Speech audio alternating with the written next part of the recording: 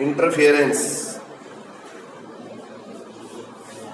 Interference बिल्कुल जो +1 के नोट्स है वही नोट्स रहेंगे। Interference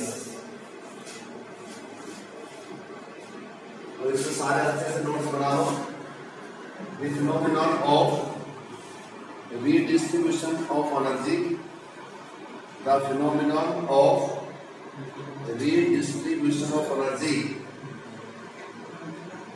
redistribution of energy when two or more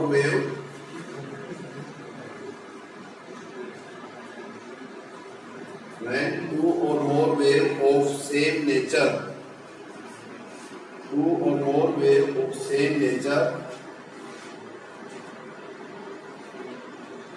bracket में तो ट्रांसवर्स नेचर, ब्रैकेट में write down means transverse nature.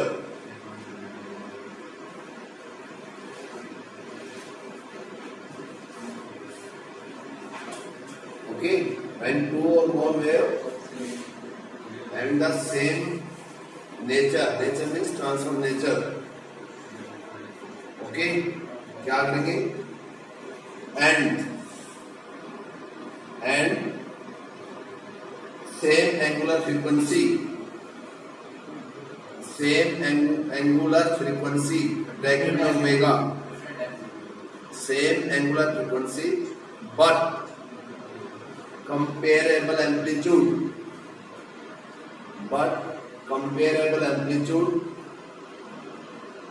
they are propagating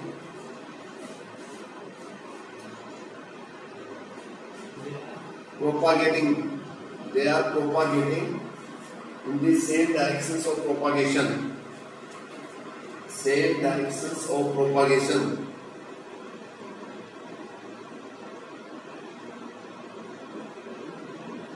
the resultant intensity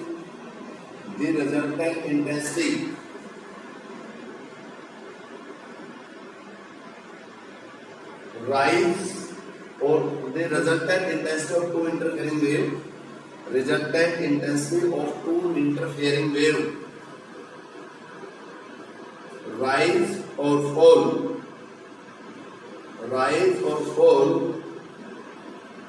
constitute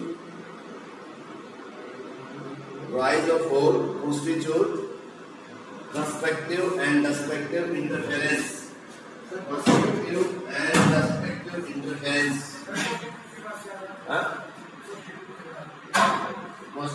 constructive and destructive। Constructive का मतलब होता है bright, constructive and destructive,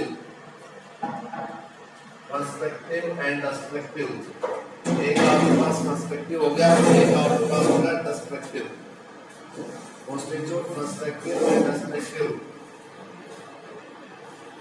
interference. और सबसे ज्यादा मॉलिक्यूल्स बनते हैं, और अच्छा टॉपिक है, थोड़ा समझ पड़ा था, बच्चों को अच्छे से समझ में आ गया होगा। आपने टीचर ने बताया होगा सभी को कि इंटरफेरेंस क्या होता है, ये एनर्जी का डिस्ट्रीब्यूशन होता है। When two or more wave of same nature means transverse nature, same angular frequency but comparable amplitude, they are propagating in the same direction of propagation। जो उनकी रिजल्टेंट इंटेंसिटी या जो रिजल्टेंट एम्पलीट्यूड होगा, the resultant intensity of two interfering wave rise और fall क्या constitute करेंगे? Constructive और destructive. Rise होगा तो कंस्ट्रक्टिव और फॉल होगा तो डिस्ट्रक्टिव। और यहाँ पे जो इंटरफेरेंस है, इंटरफेरेंस के अंदर हम टू वेव को प्रोपागेट करते हैं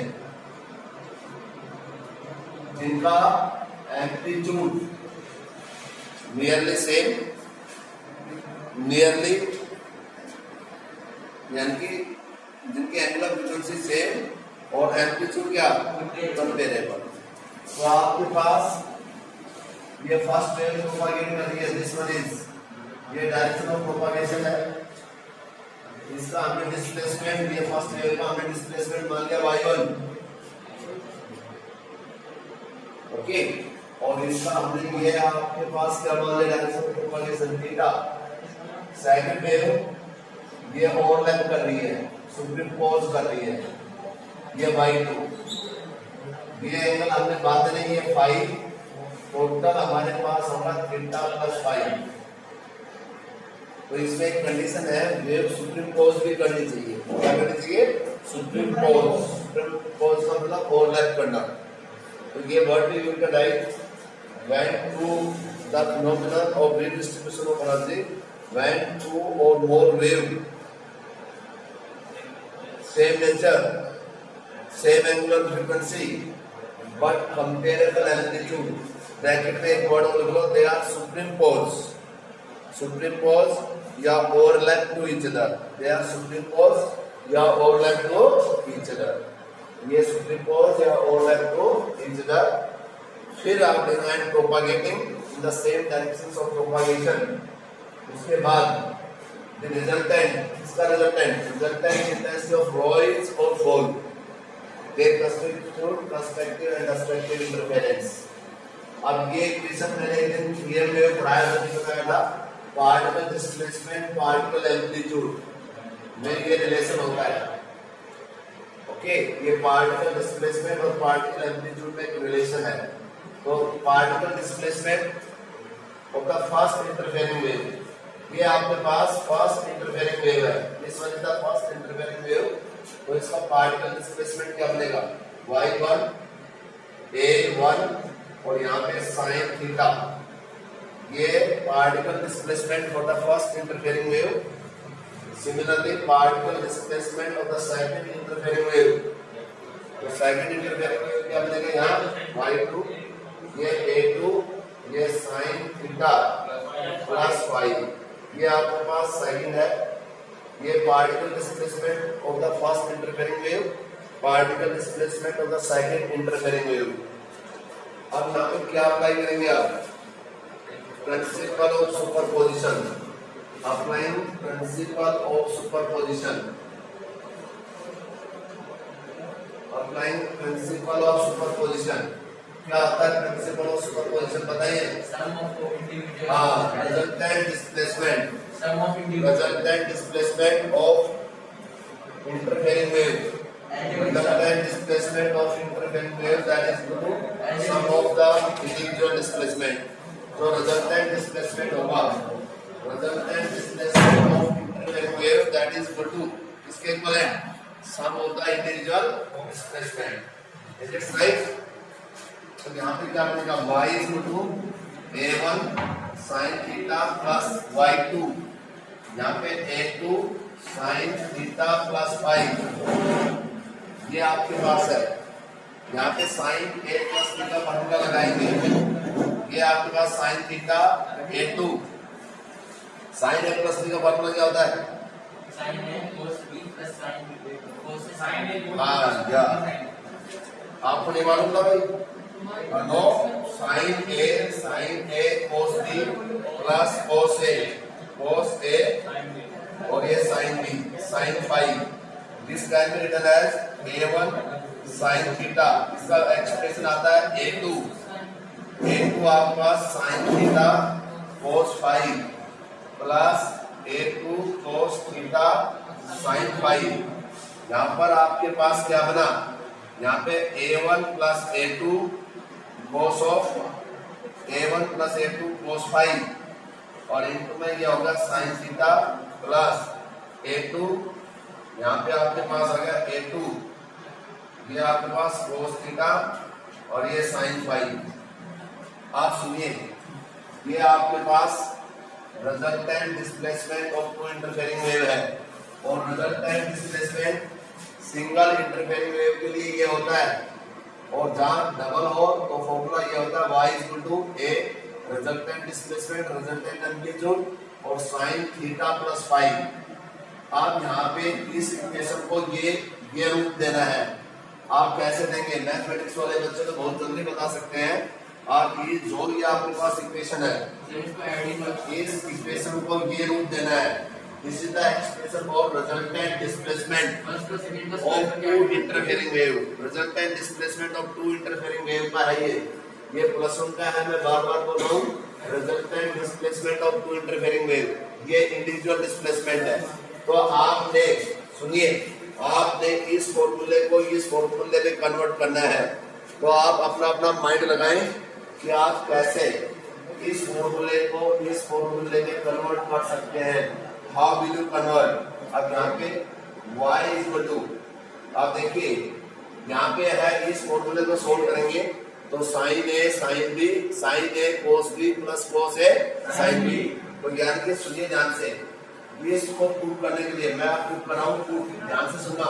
a1 plus a2 cos five, वो हमने a कोस फाइव क्यों दिया? a कोस फाइव क्योंकि साइन थीटा है, तो कोस साइन थीटा, यहाँ पे देखो साइन ए साइन थीटा कोस फाइव आना चाहिए। तो ऐसे वैल्यू पुट करो कि साइन के साथ कोस आए, तो यहाँ पर आपने a कोस फाइव और बातें नहीं यहाँ पर a2 साइन फाइव, यहाँ पे a साइन फाइव। अब दोनों की ये वैल्यू सुनो पुट कीजिए, तो y equal to a1 plus a2 cos five, a cos five, बातें नहीं, ये आपके पास साइन थीटा हो गया plus a2 sine five, a2 sine five की वैल्यू a साइन फाइव हो गया, तो ये बन गया कोस थीटा और ये होगा साइन फाइव। a कॉमन ले लिया, साइन थीटा कोस फाइव, बातें नहीं, यहाँ कोस थीटा और ये साइन फाइव, ये कौन सा फॉर्मूला बना? Sine A cos B plus cos A sine B, sine A plus B का। तो y equal to a sine theta plus five. Point to be noted, ये आपके लिए resultant, this is the expression, किसके लिए expression है? This is the expression for resultant displacement of two interfering wave. ये आपके पास रिजल्टेंट डिस्प्लेसमेंट है, resultant displacement of two interfering wave. एक बात को ध्यान से सुनो, यहाँ पे दूसरे इंटरफेरेंस का मतलब दो वेव का प्रोपागेशन, जैसे दो वेव को यदि हम प्रोपागेट करते हैं, दो स्ट्रिंग को यदि एक पॉइंट से बांध के उसको जरब कर दो, वो वेव प्रोपागेट करेगी, एक दूसरे को ओवरलैप करेगी, एक दूसरे को क्या करेगी? एक तो एक स्ट्रिंग को वाइब्रेट करे, ठीक है, और आप कितनी स्ट्रिंग लेनी है? आपने दो स्ट्रिंग को ओवरलैप करना। तो इसका पार्टिकल डिस्प्लेसमेंट y1 है, तो मैंने लिखा था y1, इसका एम्पलीट्यूड मान लिया, इसका पार्टिकल डिस्प्लेसमेंट y1 है तो एम्पलीट्यूड a1 मान लिया साइन थीटा। दूसरे वाले का क्या बना? ये y2, पार्टिकल डिस्प्लेसमेंट y2 है और एम्पलीट्यूड a2 मान लिया साइन, बात नहीं, साइन यहाँ पे थीटा प्लस फाइव, क्या बन गया? Theta plus five. यहाँ पे आपके पास थीटा ये फाइव हो गया। अब ये y1 और ये y2, यहाँ पे आपने क्या लगा दिया? Principle of superposition. क्या था principle of superposition? The resultant displacement of two interfering wave that is equal to sum of the individual displacement. ये आपके पास y1 है और ये आपके पास क्या है? y2। a1 sin theta, a2 यहाँ sin a plus b, sin a cos b plus cos a sin b solve कर दिया। फिर हमने a1 sin theta plus a2 sin theta, यहाँ से हमने कॉमन ले लिया sin theta, a1 plus a2 cos five sin theta, a2 cos theta sin five. अब resultant displacement of two interfering wave प्रश्न में बताया था, ये कैसे आएगा? अब यहाँ पे a1 plus a2 cos five, तो हमने a cos five, a is the resultant amplitude है, a is the resultant amplitude of two interfering wave, okay. तो यहाँ पे a cos फाइव हो गया, जैसे हमने जो वैल्यू पुट करी इसकी जगह हमने क्या पुट कर दिया? ये हमारे पास आ गया a cos फाइव और ये हमारे पास था sin थीटा और a2 sin फाइव को पुट कर दिया, a2 sin फाइव को a sin फाइव, तो ये a sin five cos theta और इसको हमने a कॉमन लिख के और ये resultant displacement of two interfering wave. क्या resultant displacement of two interfering wave? देखिए ये कई बार इसमें दो पार्ट बनते हैं। फर्स्ट पार्ट था resultant displacement of two interfering wave. हमें पूछना चाहूंगा किस बच्चे की मेमोरी अच्छी है? Resultant amplitude of two interfering wave क्या होगा? नहीं, इसका नाम दिया जाए, शायद आज मैंने सारे अनम्यूट कर रखे हैं, वो जरूरी भी है क्योंकि बीच बीच में मौके को बोलेगा नहीं। मैं जिसको जो प्रॉब्लम हो वो अपने थंब का इंप्रेशन दिखा दे, फिर उसको अनम्यूट करके और उसके जो भी प्रॉब्लम होगी पूछ लूंगा। ये रूल है, ध्यान से सुने।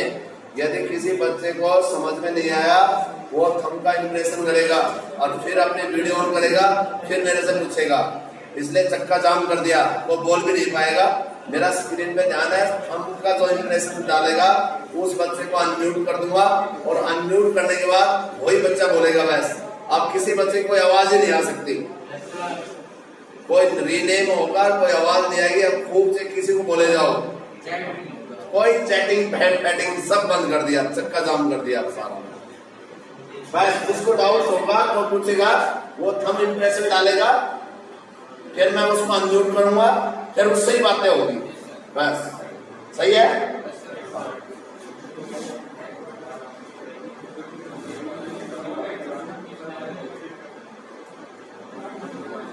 क्योंकि मैंने तो सुनो सबको अनम्यूट कर रखा, कोई पाबंदी लगाई नहीं, बच्चों ने पाबंदी लगवाई है। और सुनो, बीमारी वही है, बीमारी वही है, जो जिसने शरारत की वही है, चेंज नहीं है। वो गया काम से, वही है।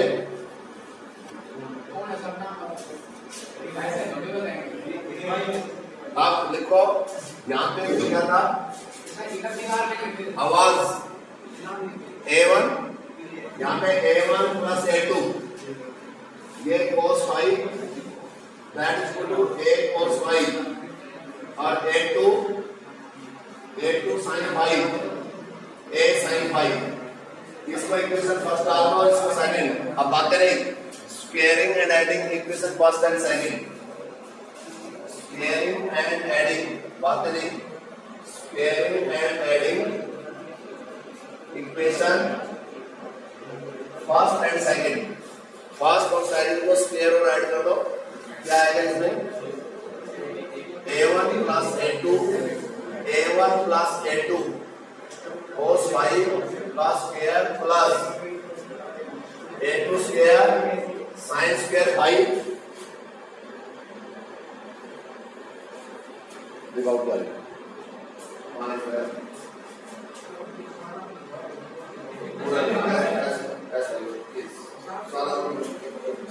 यहाँ पे that is equal to A square, यहाँ पे cos square 5 plus sin square 5। This one is notebook किसी भी बच्चे की चेक की जा सकती है। यहाँ पे A1 square plus A2 square cos square 5 plus 2A1 A2 cos 5 plus A2 square sin square 5, और ये आपके पास A स्क्वायर हो गया, क्योंकि cos square 5 plus sin square 5 1। यहाँ पर A1 स्क्वायर प्लस इसमें से कॉमन क्या आ जाएगा? A2 square cos square 5 plus sin square 5 plus 2A1 A2 cos 5 that is equal to A square. और यहाँ पर क्या बनेगा? ये 1 बन गया। तो यहाँ पे A1 square plus A2 square plus 2A1 A2 cos 5 और that is equal to A square. और बेटा resultant amplitude of two interfering wave point to be noted सबसे इंपॉर्टेंट है। This is the formula for resultant amplitude of two interfering wave. Interference में यही expression निकालना होता है कि रिजल्टेंट, इसका रिजल्टेंट, ये आपके पास रिजल्टेंट एम्पलीट्यूड है, इसका रिजल्टेंट एम्पलीट्यूड है, resultant amplitude of two interfering wave, दो इंटरफेरिंग वेव का रिजल्टेंट एम्पलीट्यूड है। और ये क्या था? ये किसके लिए फॉर्मूला था? यस प्लीज, ये आपके पास था resultant displacement of two interfering wave. एक resultant amplitude of two interfering wave, a resultant displacement of two interfering wave. तो ये आपके पास है, दिस इज द एक्सप्रेशन। किसके लिए एक्सप्रेशन है? This is the expression for resultant amplitude of two interfering wave. ये दो इंटरफेरिंग वेव का रिजल्टेंट एम्पलीट्यूड है, resultant amplitude of two interfering wave. समझ में आया? दोबारा समझाना है। अब इसके बाद सुनो, हाँ 2 मिनट ठहर जाएंगे, 1 मिनट भी नहीं। सब बच्चे नोट कर लो इसको। Resultant amplitude of two interfering wave.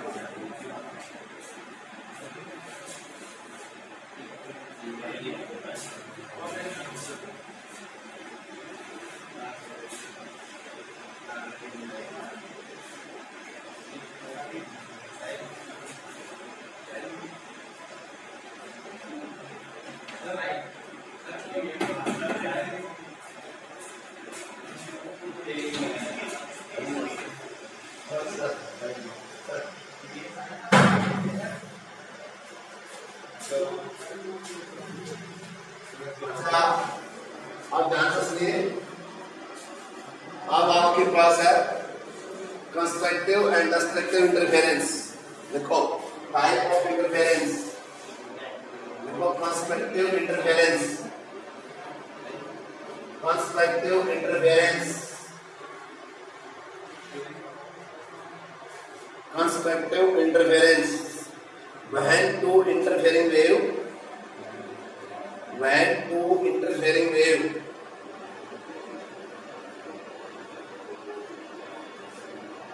when two interfering wave having the resultant amplitude is maximum, the resultant amplitude is maximum, A is equal to A1 plus A2, resultant amplitude is maximum and phase difference क्या होता है? P1 integral multiple of पाई, ये phase difference होता है। और n की value क्या होती है? n की वैल्यू 0 1 2 3 4 एंड सो ऑन। ये एम्पलीट्यूड मैक्सिमम होना चाहिए, फेज डिफरेंस ये होना चाहिए। कैसे? ध्यान से सुनिए। आप cos फाई की वैल्यू 1 होगी, यदि फाई की वैल्यू 2n पाई है तो each and every value of cos phi is 1। यदि हम n की वैल्यू 1 पुट करते हैं तो फाई 0 cos 0 1। यदि n की वैल्यू 1 पुट करते हैं तो फाई 2 पाई और cos 2 पाई क्या होता है? 1। cos 2 पाई 1। मैं बताना चाहूंगा cos n pi plus minus 1 होता है। यदि आपके पास n की वैल्यू इवन इंटीजर है तो प्लस 1 होगा। If n is even integer cos n pi plus 1। यदि आपके पास n यदि ओड इंटीजर है तो cos n पाई माइनस 1। याद रखो cos पाई 2 पाई ना cos 0 1, cos 2 पाई 4 पाई 6 पाई 8 पाई 10 पाई 12 पाई cos n की वैल्यू, यदि n की वैल्यू इवन इंटीजर है तो cos n पाई की वैल्यू क्या बनेगी? 1 और ओड है तो माइनस। तो यहाँ 2n पाई है तो n की वैल्यू 0 cos 0 1 और यदि n की वैल्यू 1 है तो cos 2 पाई। तो cos 2 पाई इवन है या ओड है? इवन। तो ये cos फाई 1 हो जाएगा। cos फाई क्या बन जाएगा? फाई यदि 2n पाई है, फाई की वैल्यू यदि 2n पाई है तो cos फाई की वैल्यू क्या बनेगी? cos फाई की वैल्यू फाई यदि 2n पाई है तो cos फाई 1। cos फाई क्या बनेगा? 1। नहीं आया आपकी समझ में? आप सुनिए। अब ये आपके पास है a is equal to a1 square plus a2 square plus 2a1 a2 cos phi 1। ये 1 हो गया। इसको we can write a1 plus a2 पूरे का होल स्क्वायर का रूट और that is equal to a1 plus a2। अब बेटा रिजल्टेंट एम्पलीट्यूड इज मैक्सिमम। देखिए इस एक्सप्रेशन से कंस्ट्रक्टिव इंटरफेरेंस में एम्पलीट्यूड मैक्सिमम होना चाहिए, a1 plus a2 होना चाहिए। ये कब पॉसिबल हो सकता है? इस इक्वेशन से a is equal to a1 plus a2 तभी पॉसिबल हो सकता है जब यहाँ पे cos फाई की वैल्यू क्या है? 1 है। और cos फाई की वैल्यू 1 कब आएगी? जब फाई की वैल्यू क्या आएगी? 2n पाई। फाई की वैल्यू तो फाई की वैल्यू 2 पाई। आप देखिए कंस्ट्रक्टिव इंटरफेरेंस के लिए कंडीशन पूछी जाती है कि what are the conditions for the constructive interference. तो कंस्ट्रक्टिव इंटरफेरेंस में पहली कंडीशन तो क्या है? एम्पलीट्यूड मैक्सिमम होना चाहिए। एम्पलीट्यूड क्या होना चाहिए? Amplitude maximum means a1 plus a2। Amplitude maximum होगा तो फेज डिफरेंस ये मैक्सिमम कब होगा, ये वैल्यू इस एक्सप्रेशन से ये वैल्यू कब आएगी, जब फाई की वैल्यू cos फाई की वैल्यू 1 आए। cos फाई इज भाई एम्पलीट्यूड ऐसे चलो सिस्टम से कि भाई ये वैल्यू एम्पलीट्यूड मैक्सिमम जब होगा जब अबाव इक्वेशन से cos फाई 1 हो।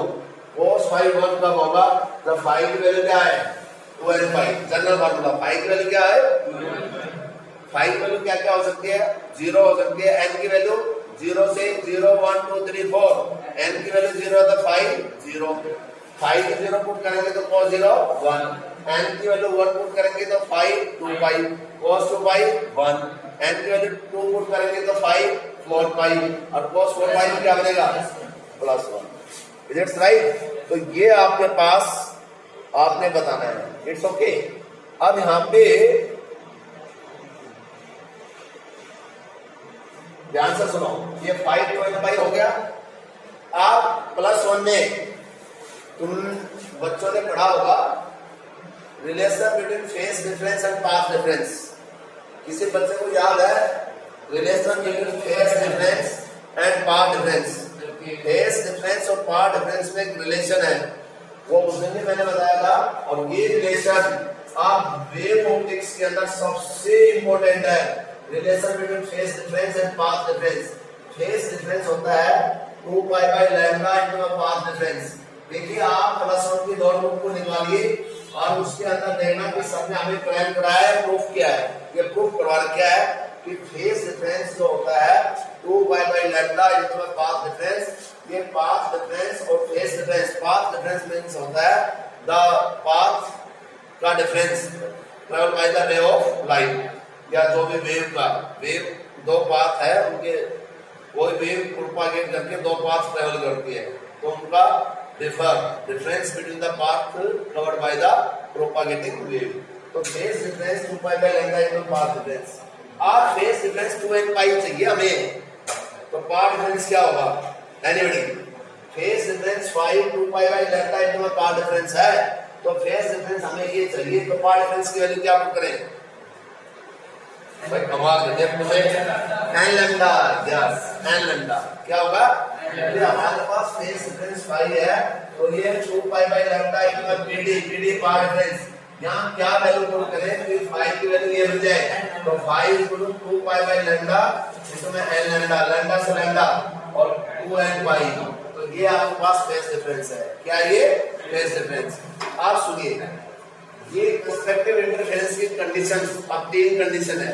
पहले कंडीशंस क्या है? पहली कंडीशन तो ये है कि एम्पलीट्यूड मैक्सिमम होना चाहिए A1 + A2। ये मैक्सिमम कब होगा? जब इस एक्सप्रेशन में cos फाई की वैल्यू 1, cos फाई की वैल्यू 1 किसके लिए हो सकती है? जब फाई की वैल्यू 2n पाई। फाई की वैल्यू 2n पाई कब हो सकती है? जब पाथ डिफरेंस कितना हो n लैम्डा। पाथ डिफरेंस क्या हो n लैम्डा। तो यानी कि आपके पास पाथ डिफरेंस आपके पास n लैम्डा हो। यदि पाथ डिफरेंस आपके पास n लैम्डा है तो ये पॉसिबल है, अदरवाइज ये पॉसिबल नहीं है। नहीं आया समझ में?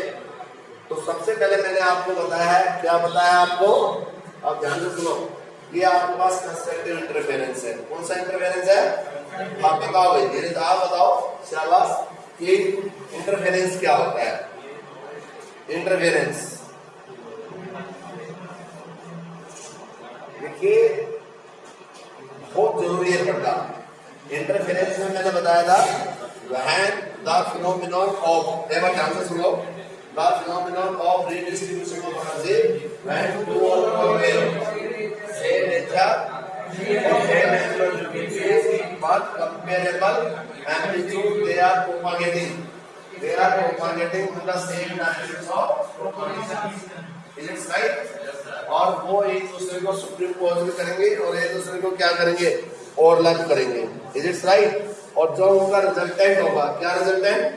द रिजल्टेंट इंटेंसिटी राइज और फॉल, रिजल्टेंट इंटेंसिटी राइज और fall constitute constructive and destructive interference. फिर ये हमने ये एक्सप्रेशन निकाला, सब बच्चों वाले निकाला नहीं, कैसे आया? इस एक्सप्रेशन से फिर कंस्ट्रक्ट, ये दो निकाले, पहले ये निकाला फिर ये निकाला, इससे कंस्ट्रक्टिव इंटरफेरेंस कि a equal to a1 plus a2 होना चाहिए। ये कब आएगा? cos phi 1 कब आएगा? जब phi इक्वल टू 2n पाई, और phi 2n पाई कब होगा? जब पार्ट डिफरेंस किसके बराबर हो? हाँ।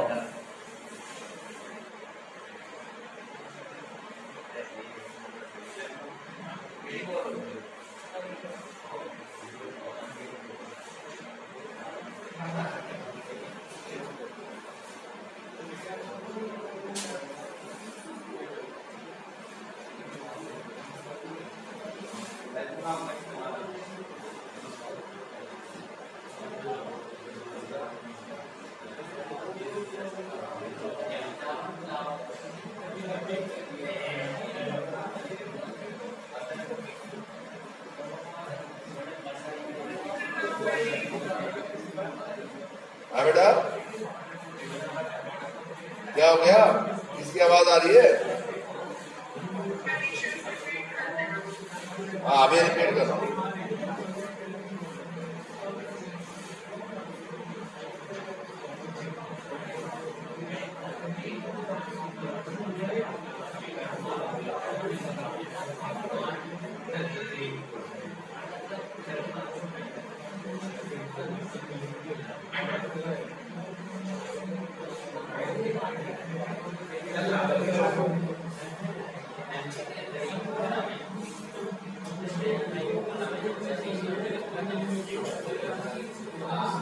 क्या सुनिए एक बार फिर ध्यान से। मैं बता रहा था कि ये आपके पास resultant amplitude of two interfering wave है। ये एक्सप्रेशन आपको बता चुके हैं। Constructive interference amplitude is maximum a1 plus a2 cos phi 1, इसमें cos phi की वैल्यू 1 होनी चाहिए। भाई इसके अंदर इस फॉर्मूला से ये फॉर्मूला कब बन सकता है? a1 plus a2 जब cos phi की वैल्यू 1 होती है, जैसे ये बना रखा है मैंने, cos phi 1 होती है, ये फॉर्मूला बन जाएगा a1 plus a2। cos phi कब बनेगा? phi equal to 2n pi, general formula. और फेज डिफरेंस क्या होता है? 2 pi by lambda into the path difference. तो फेज डिफरेंस को phi से 2 pi by lambda path difference. अब पाथ डिफरेंस की क्या वैल्यू पुट करें कि फेज डिफरेंस हमारे पास 2n pi आ जाए? pd की जगह n लैम्डा पुट कर दो तो ये।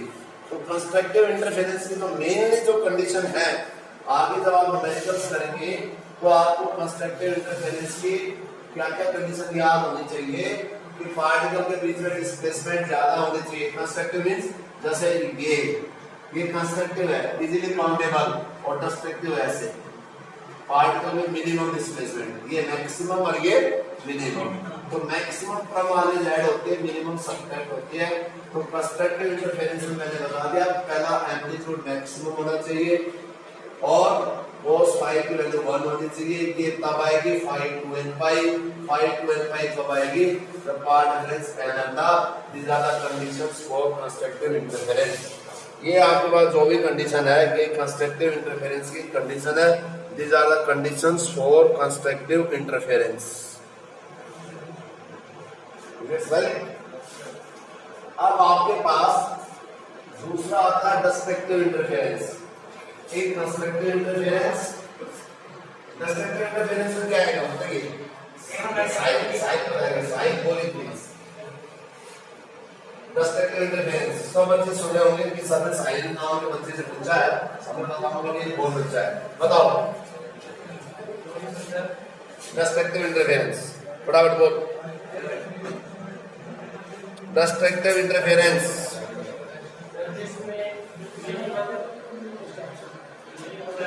देखिए, डिस्ट्रक्टिव इंटरफेरेंस वो होता है जहां व्हेन टू इंटरफेरिंग वेव में जो एम्पलीट्यूड है वो मिनिमम हो। Amplitude is minimum. अब यहां से मिनिमम कब आएगा? डिस्ट्रक्टिव इंटरफेरेंस के लिए a = a1 - a2, इस फॉर्मूला से a1 - a2 आ जाएगा जब cos phi की वैल्यू -1 हो। देखो -1 पुट करते, इसमें -1 पुट कर दो, क्या ये वैल्यू आएगी नहीं आएगी? अरे बताऊं करके आएगी नहीं? पक्का?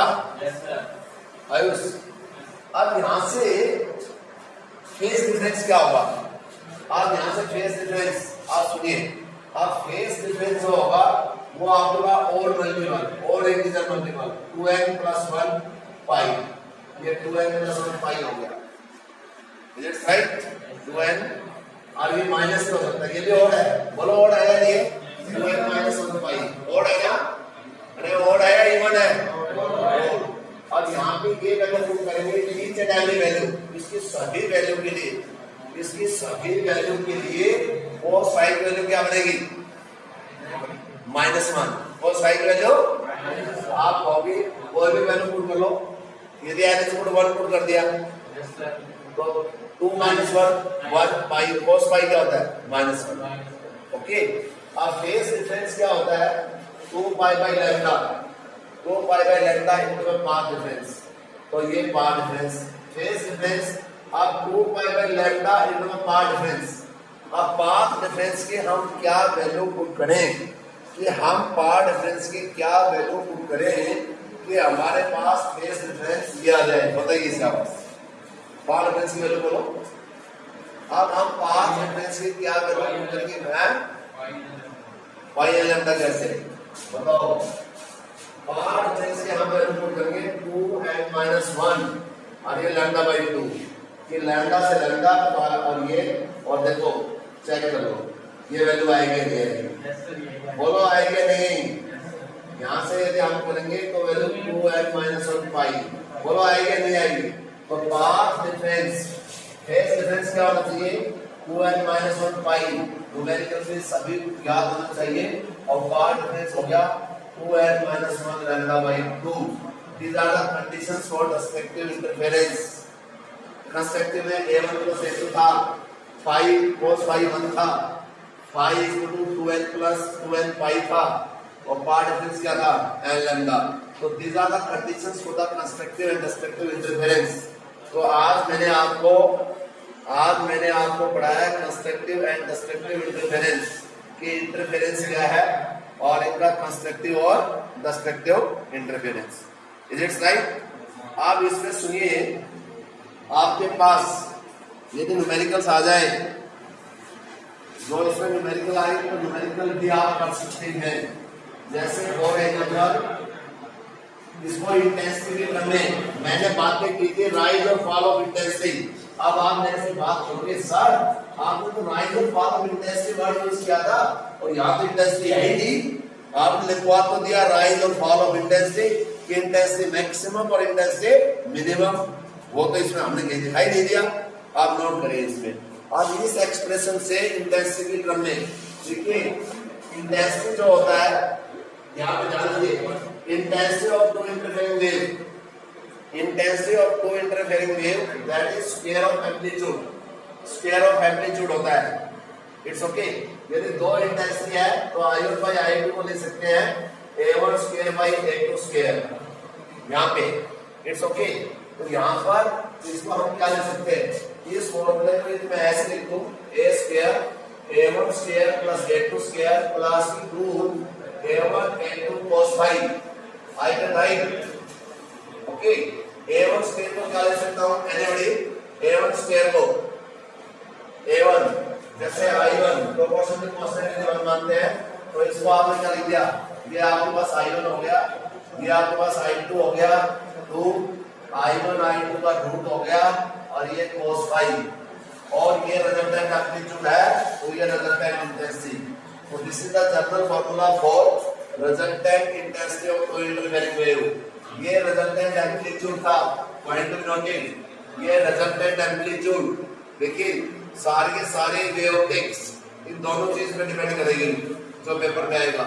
ये फॉर्मूला है resultant amplitude of two interfering wave, ये है resultant intensity of two interfering wave, और ये मैंने लिख दिया है intensity of the interfering wave that is square of amplitude, intensity of the interfering wave that is square of amplitude, square of amplitude। तो दो interfering wave है तो दो इंटेंसिटी है, तो I1 by I2 किसके बराबर क्या हो गया? A1 square by A2 square।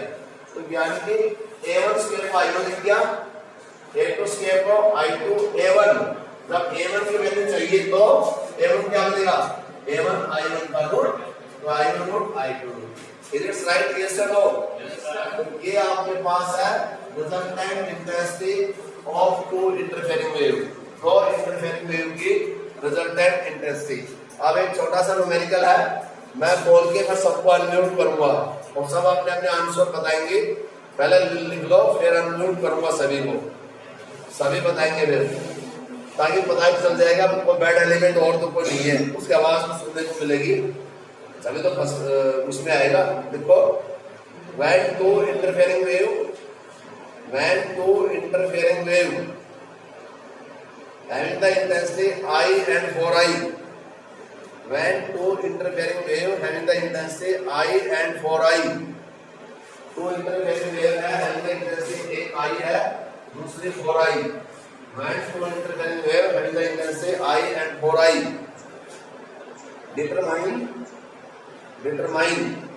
the resultant intensity, determine the resultant intensity of two interfering wave, determine the resultant intensity of two interfering wave when path difference is first lambda, दूसरा lambda by 2, तीसरा lambda by 4, lambda by 4 resultant intensity बताना है। आपके पास दो interfering wave सुन लीजिए, एक की intensity I है दूसरे की इंटेंसिटी 4i है, और सुनो रिजल्टेंट इंटेंसिटी बतानी है। ए पर पाथ डिफरेंस लैम्डा है, ए लैम्डा बाई 2 है और लैम्डा बाई 4, ये आपको गिवन है और आपने रिजल्टेंट इंटेंसिटी फाइंड आउट करनी है।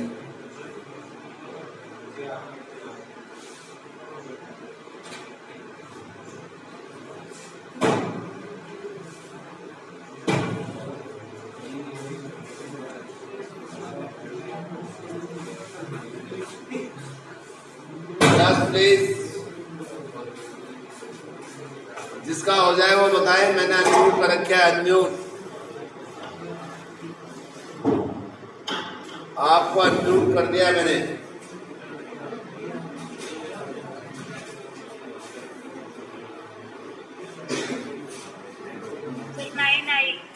Very good, so nice. आगे एक आंसर आ गया, तुम पहले देख रहे हो, आंसर आ गया।